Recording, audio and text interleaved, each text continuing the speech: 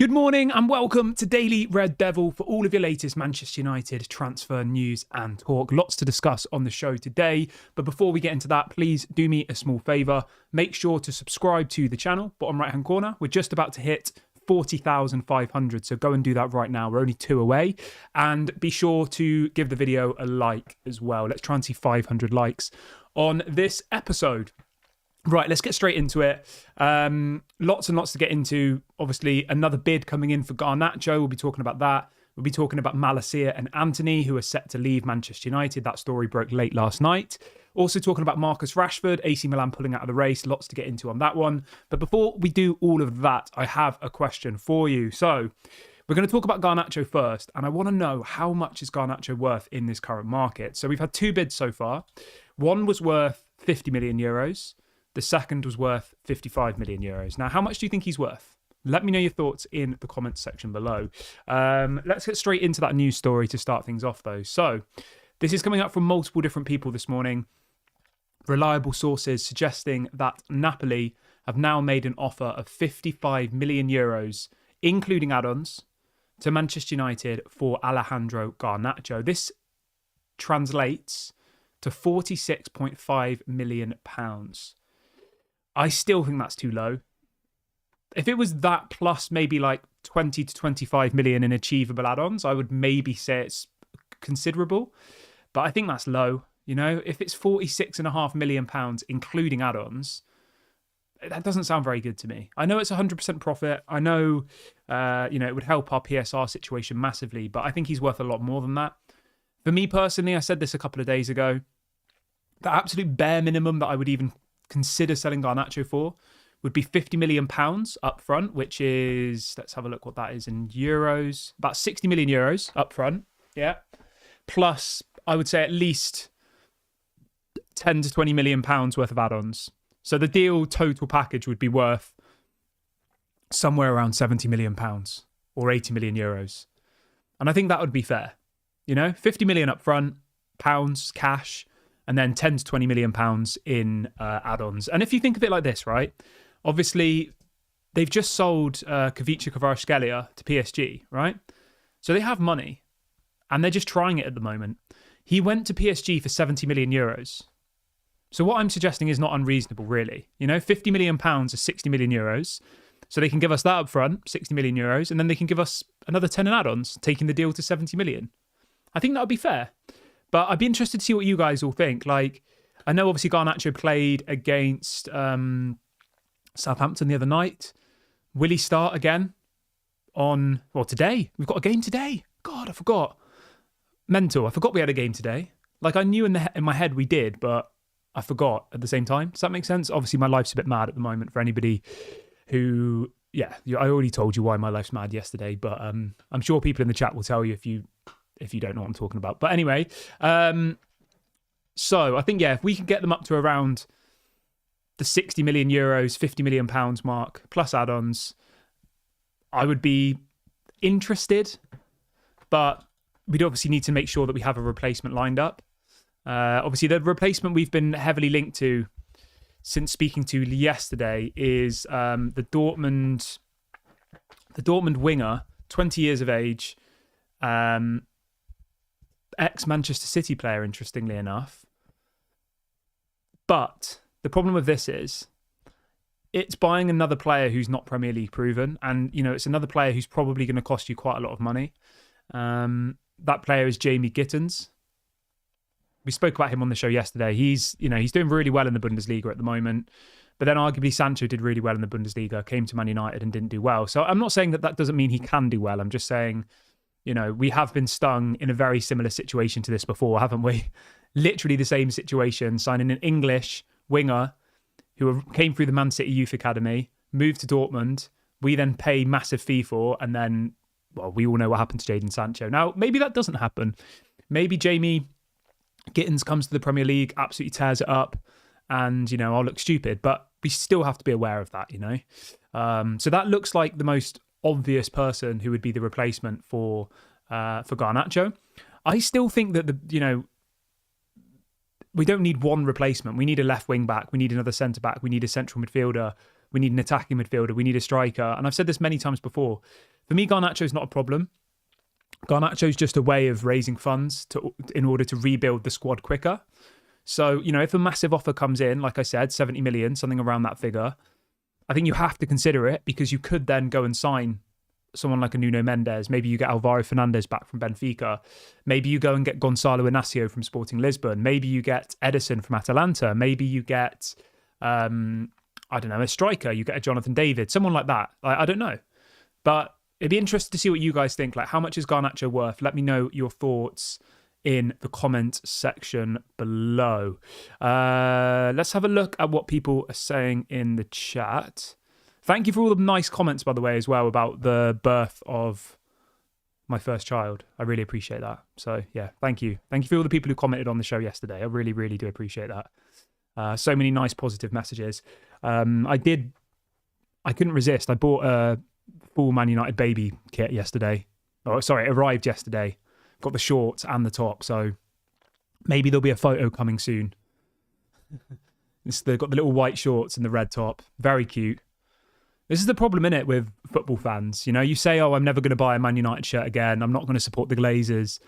But then as soon as, like, a child enters the mix, it kind of goes out the window, doesn't it? Because, I don't know. Do you know what I mean? You just see it and you're like, oh, that's really cute. I'm going to buy it.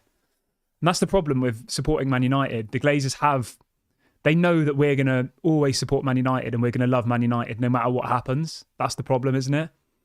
Hence why we support them. Hence why people go to the games still. Hence why people buy the season tickets. Hence why people buy the merch. Even if you say you're not going to, something happens in your life, and next thing you know, you've got a Man United baby grow downstairs. What have we got? Stefan says, have you got any news about Angel Gomez and Alvaro Fernandez? Also, Jonathan David will be a free agent in the summer. Should we go for him plus Gyökeres? I would love to see Angel Gomez come back to Manchester United, mate. I really, really would. I think he would be a quality addition to the squad. Alvaro Fernandez, I think, again, would be a really interesting option. Obviously, we have that buyback clause, don't we? So I think that would be quite a cheap option to do. It would be relatively simple. Obviously, there's always the chance that Alvaro Fernandez says he wants to stay at Benfica, because I've been told that this buyback clause is only directly with Benfica. So effectively, Man United would trigger the buyback clause, and then it would still be up to Alvaro Fernandez to decide whether he wants to come back or not. But the only issue with this buyback clause is it's only valid until the summer of 2026. So you've got this transfer window, you've got the summer transfer window, and that's it. So there isn't really that long for Man United to make a decision.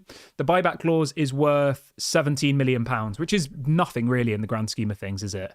£17 million. And if, we'll talk about Antony and Malacia in a minute, with both of those players set to leave the club. But, you could easily raise a decent amount of money from letting those two people leave on loan, obviously by not having to pay all of their wages for the rest of the season, which could then prop up the money to go and buy Alvaro Fernandez, you see? So it's a relatively straightforward one to do. In relation to Angel Gomez, obviously his contract expires in the summer.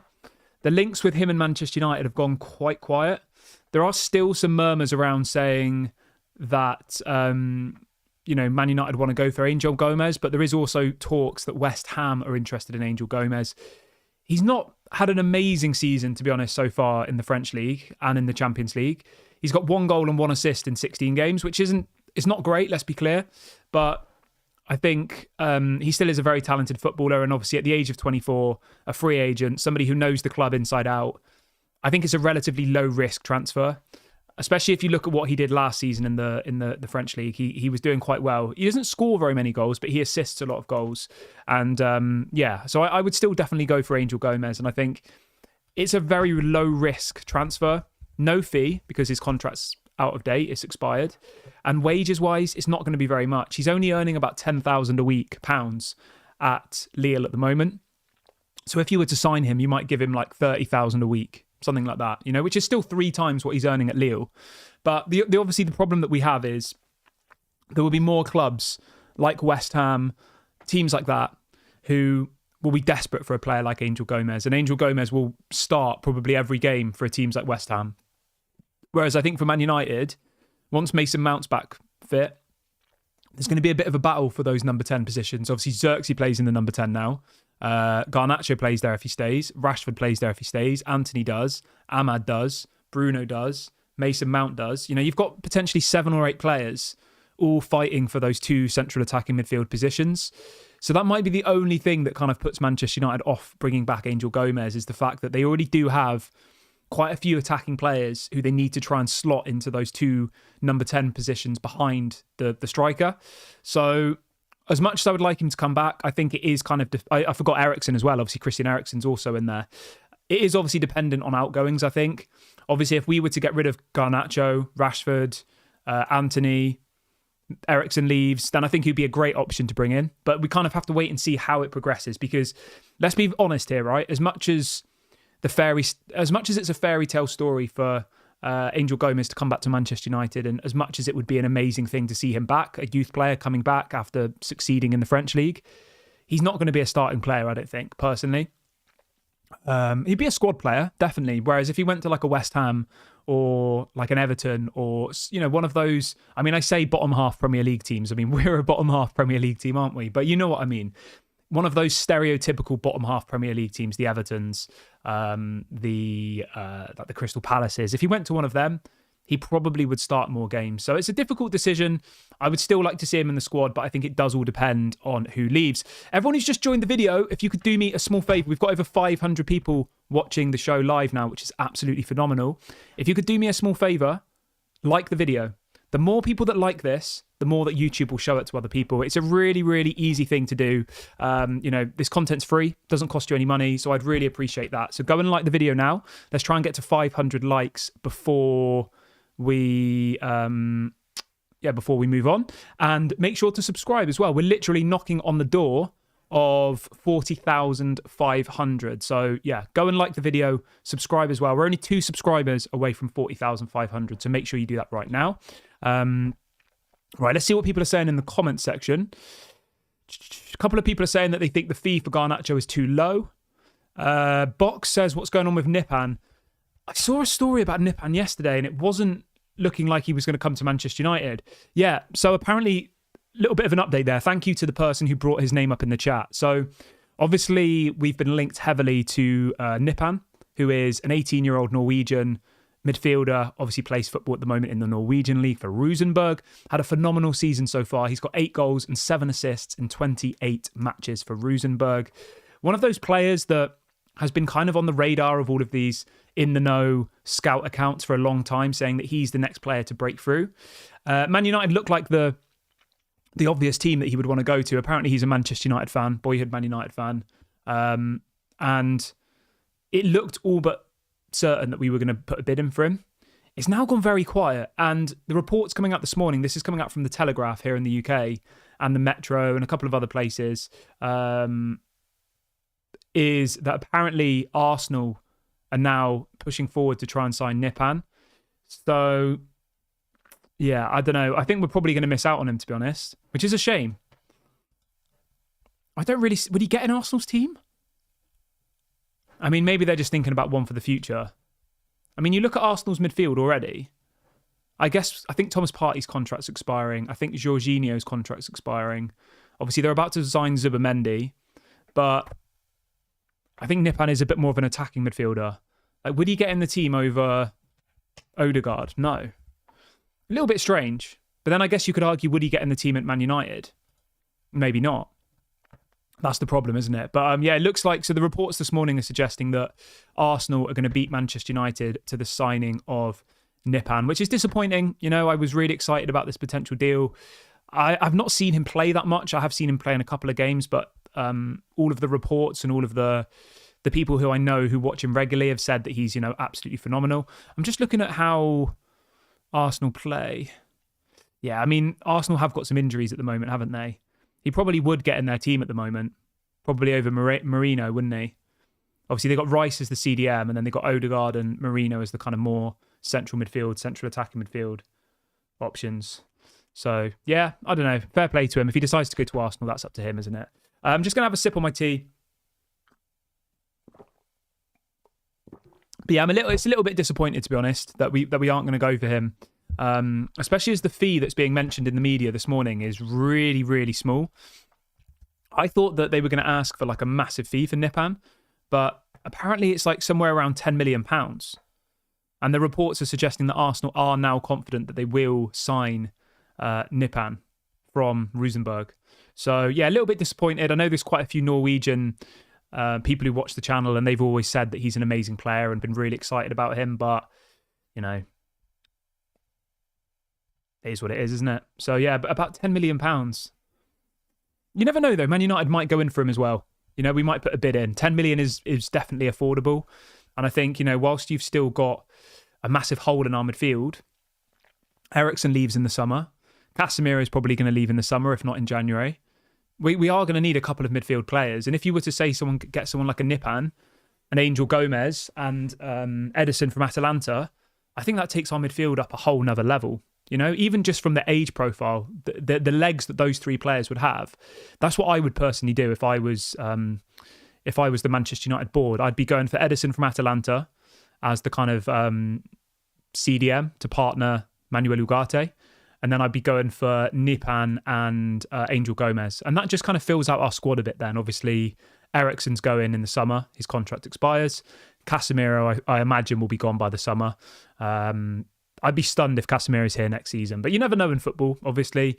And then obviously Kobbie Mainoo could kind of play a little bit further up the pitch. I think for me personally, Mainoo is much better suited in one of those number 10 roles. I think we need someone more defensively sound next to Manuel Ugarte. If you had Ugarte and Edison from Atalanta as the two midfield holding players, and then maybe have Bruno and Mainoo as the kind of two number 10s, that's what I would personally do. And then obviously you've got people like Mount, you've got people like Joshua Zirkzee. Obviously it looks like Rashford, Garnacho and Antony will probably be gone by that point. So you can kind of see how the squad is transforming from being a very much 4-3-3, wide wingers, hugging the touchline type team, to a more packed out midfield type team. And I like that. It's exciting. It's exciting to have a rebuild. Lumen says, will you be able to watch the game today? Yeah. I mean, at the moment, me and my partner are just, we are literally just at home. We're not doing anything at all. So yeah, I will be able to, yeah. Trying to get as much rest as possible. Didn't really sleep very well last night, to be honest. At all, if at all. But that's all part of the fun, isn't it? It's all part of the fun. I think from what I've heard from other people, the first like few weeks, you just kind of like run off adrenaline, you know? So, you know, the priority is obviously making sure the baby is all right. And obviously my partner's all right. And that's kind of all that you can do at the moment, isn't it? You know? Let's see what else we've got in the chat. Right. Let's move on from that though. We've talked about Garnacho. Let's jump on over to Antony. And let's talk about Malacia then, shall we? So this is coming out from Fabrizio Romano, and he is reporting this morning that I nearly said Real Madrid then. God, you can tell I haven't had much sleep. I nearly told you all that Antony was going to move to Real Madrid. Imagine the comments I would have been getting after the video. People would be like, are you crazy? Anyway, not Real Madrid. Real Betis. That's more like it. So the story is that Real Madrid... Oh my God, I said it again. Oh, God. This is what happens when you don't sleep properly. I said it twice. I pointed out my mistake, and then I repeated it straight after. Okay. Real Betis are now close to signing Antony on loan. It says the final details of the agreement are done. United will cover part of his salary. So, yeah, this came out last night that effectively the deal has now been reached with Real Betis, and he will move there on loan until the end of the season. I don't really have much of a comment on that. I hope he goes there. I hope he does well. I hope Man United are getting at least half of his wages covered. Other than that, I wish him all the best. It hasn't worked at Manchester United. Let's hope he goes there. Let's hope that he increases his value, and let's hope that we can sell him in the summer. That's all I can say. There's not really much more to add to it. I'm not going to sit here and say it's a disgrace. There's no disgrace element of this. You know, it's a player that we overpaid for. He hasn't done well. We gave him a stupid contract, and we need to live and learn from our mistakes. So, Antony, believe it or not, I wish you all the best. I do. You know, no hard feelings whatsoever. It's not your fault that we spent £80 million on you. It's not your fault. Well, it is your fault we gave you 200 grand a week. But at the same time, it was John Murtough and Richard Arnold who were stupid enough to think giving a player 200 grand a week when he only earned 20 grand a week at Ajax was a sensible decision. I mean, how are these people in those jobs? Obviously, they're not anymore. John Murtough and Richard Arnold got sacked. But imagine if you, at your job, right? I mean, they would have been paid handsomely, wouldn't they, John Murtough and Richard Arnold? And, you know, they're supposed to be experts, professionals. And these experts thought it was sensible to give someone 10 times their salary. Absolutely mental, absolutely mental. But anyway, you have to live and learn from those mistakes. We can't dwell on the past. I wish Antony all the best. He does only have 2 years left on his contract as well now. So that's mental, isn't it? 2 years left on his deal at the moment. So 2 years from now, he won't even be a Manchester United player, regardless of whether we sell him. I think he'll go in the summer, though. I am all but certain that in the summer he'll move to Saudi, I reckon. Because Man United are going to want to get back as much money as possible. He's going to want to earn the same amount of money as what he's earning now. Nobody in Europe's going to pay Antony 200 grand a week. Not a single club. Impossible. Whereas obviously if he was to go to Saudi, he could probably earn 400, 500 grand a week.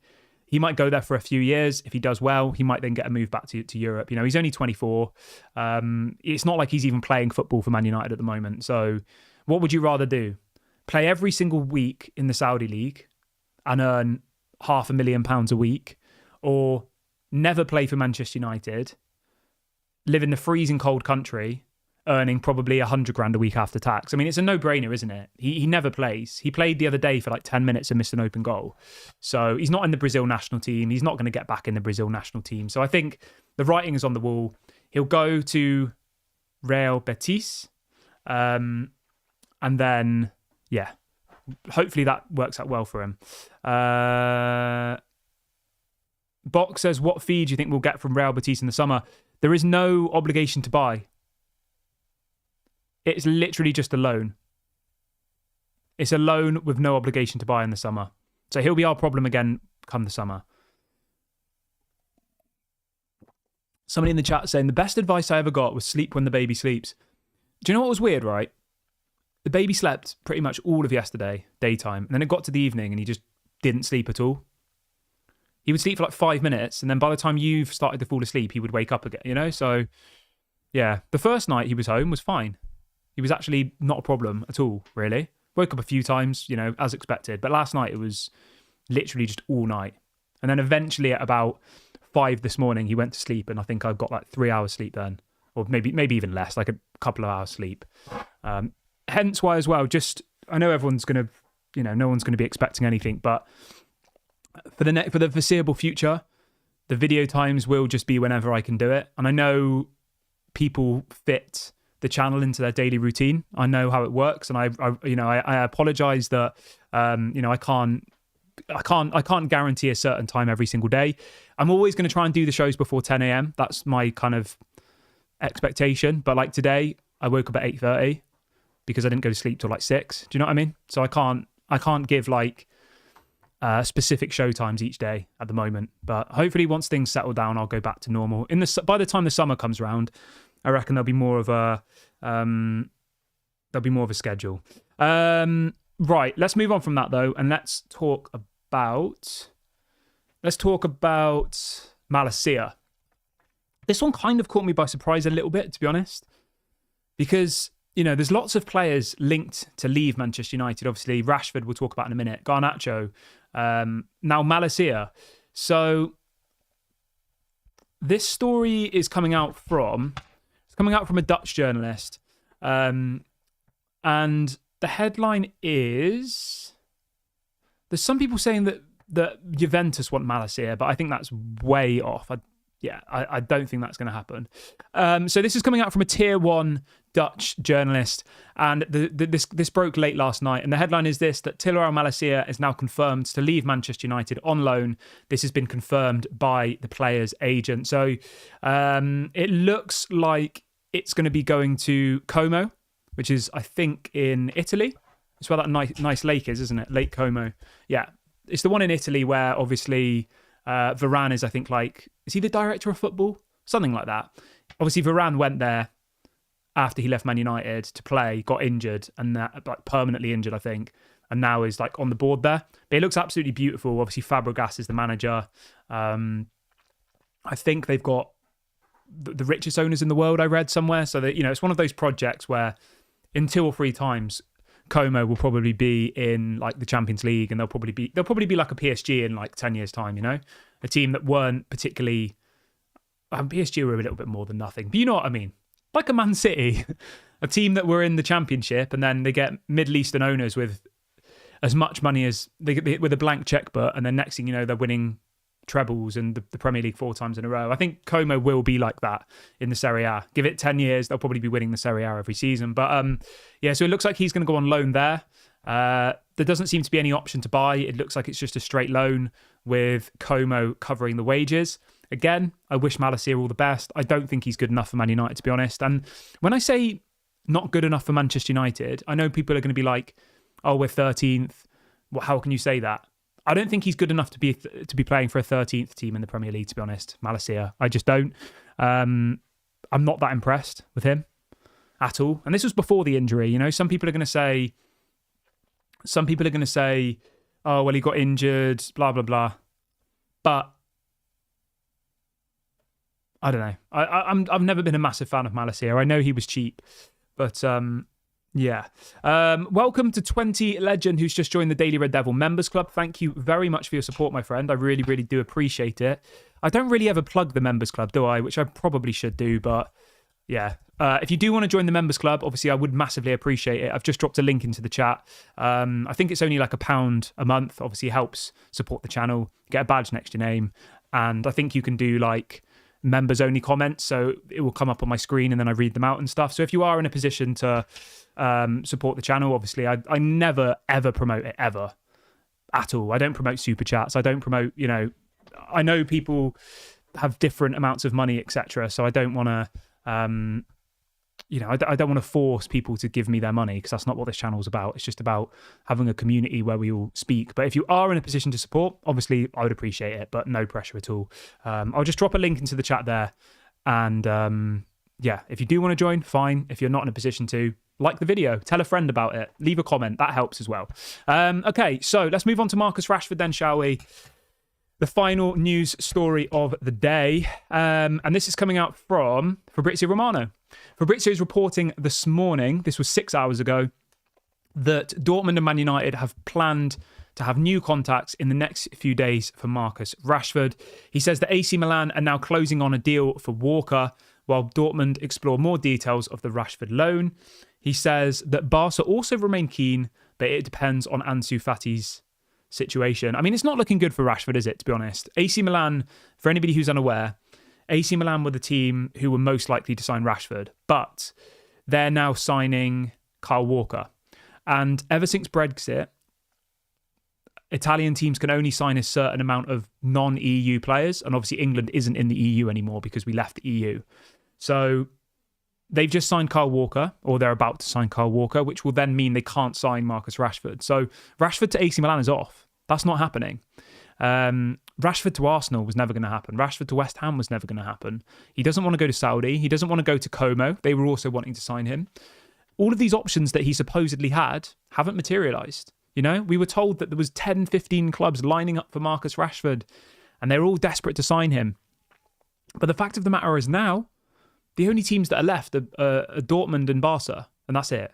Barca can't sign him unless they sell players, so they're not really an option. And Dortmund want him, but they're not willing to pay, I think, even half of his wages.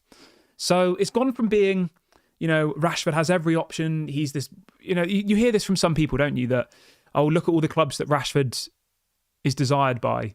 Oh, Man United are making a mistake. That was like 2 weeks ago. It goes from that to 2 weeks later. You've got Barcelona who can't afford him unless they sell players, and you've got Dortmund who don't even want to pay half his wages. So it's a pretty awkward situation with the window closing in just over 10 days. Let's hope that he gets a deal done. Let's hope that he moves on, and let's hope that he goes to Dortmund and does well. The only kind of slight complication with Dortmund is that they're not doing very well in the Bundesliga. I think they're 10th at the moment, and the manager looks like he might get sacked. Now, the funny thing is, the number one candidate to... Let me just double check if the odds have changed. Let's have a look. Next Dortmund manager. Let's have a look. So... Next Dortmund manager. So at the moment, the number one... target, if you like, whatever you want to call it, the most likely person to replace the Dortmund manager is Erik ten Hag. So yeah, it's not particularly great to that. Welcome to Tenderloin Fruit Bat 78, who's just joined the members club as well. Thank you very much. I really do appreciate that. 20 Legend is saying that apparently Fabrizio has said that Rashford is considering West Ham if Dortmund and other moves fall through. I mean, that's not great, is it? But maybe that's Marcus Rashford's level. You know, maybe he is just like a... Like, do you think, who would you rather have, Rashford or Bowen? I'd probably take Bowen, to be honest. Who would you rather have, Rashford or Mohamed Kudus? I'd take Mohamed Kudus. Like, you know, people will laugh and say, oh, Marcus Rashford to West Ham. But, I mean, is he really that much better than West Ham? Really? I'm not sure. I'm not saying he's worse, but, you know, I don't think he's massively better than like a Jared Bowen or a Mohamed Kudus or a Paquetá. Like, he's probably on par with them, realistically. I know he had a 30-goal season 2 years ago and all the rest of it, but, you know, if you look at him over... Somebody in the chat is saying he won't even get into the West Ham team. Yeah, I mean, it's a fair point. But anyway, I'm going to wrap the video up here, guys. It's been an amazing show today. Thank you all for your comments, for all the people who've joined the members club. Really do appreciate it. Make sure to drop a like before you go. Doesn't cost any money. We've got over 600 people watching live now. The likes target was 500. So if you do that before you leave, we will hit our target, which is absolutely amazing. And do subscribe as well if you're new watching today. Now, we have a game at 2 o'clock today, don't we? Against... My brain's all over the place. Against Brighton. So yeah, I will be doing a match reaction after that, which will be at about 4 o'clock, hopefully. 4 p.m. UK time. Have a great Sunday, everybody. Speak to you all a bit later. Thanks again for joining me. This has been Daily Red Devil, and I'll catch you on the next one. Bye for now.